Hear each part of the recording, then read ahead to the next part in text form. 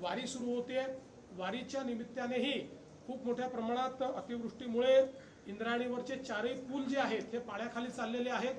त्यामुळे वारकऱ्यांना ही विनंती आहे, आता वारी 10 तारखेला पुण्यात पोहोचते आळंदी आणि देहूवरनं, तर ती वारी तर आपण तिथे आणू, पण वारकऱ्यांनी आता तिथे न जाता पुण्यामध्येच आलं पाहिजे, कारण तिथे जाणं हे धोक्याचं आहे। त्यामुळे सगळ्या वारकऱ्यांना ही विनंती आहे की मोठ्या प्रमाणात देहू आणि आळंदीला जमा न होता त्यांनी जर पुण्यामध्ये ते आले तर अधिक सोयीचं होईल, किंवा त्यातनं कुठलेही डिझास्टर होणार नाही।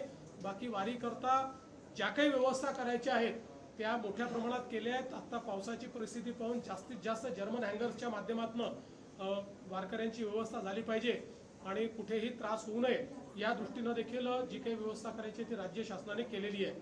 मला असं वाटतं की हे जे काही आपण अलर्ट्स सातत्याने या ठिकाणी देतो आहोत, ही आपली जी काही डिझास्टर मॅनेजमेंटची जी आपली इथला जो कक्ष आहे, हा कक्ष 24 तास या ठिकाणी काम करतोय। आपले ज्या सचिव आहेत, सचिव महोदय असतील, सगळी इथली टीम असेल, हे सातत्याने सगळ्या जिल्ह्यांची, सगळ्या विभागांची आणि अगदी गाव पातळीपर्यंतचे अलर्ट्स आपल्याकडे आहेत, ते गाव पातळीपर्यंत पोहोचवण्याचं काम हे या कक्षातलं होत आहे।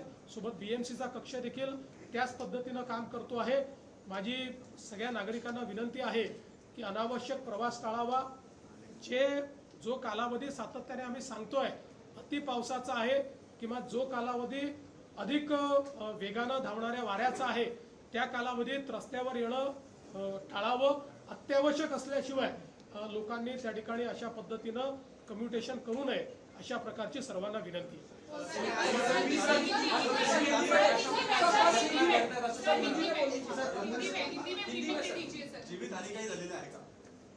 जीवितहानी काही प्रमाणात झालेली आहे, त्या संदर्भातली माहिती आपल्याला यापूर्वी आम्ही दिलेली आहे, ती माहिती पण आम्ही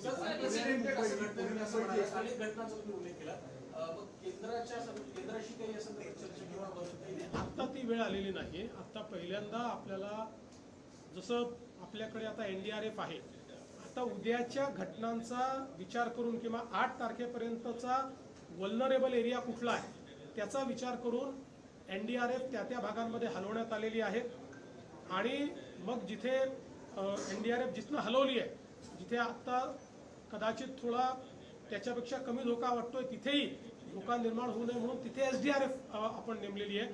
त्यामुळे तशा पद्धतीचं डिप्लॉयमेंट, जे काही अलर्ट आहे त्या अलर्टवर बेस्ड अशा प्रकारचं डिप्लॉयमेंट आपल्या डिझास्टर मॅनेजमेंट कक्षाने केलेलं आहे। आत्ता तरी अतिरिक्त बोलवण्याची आवश्यकता नाही आहे, जी पथक आहे त्याचीच रिडिप्लॉयमेंट आपण करतो।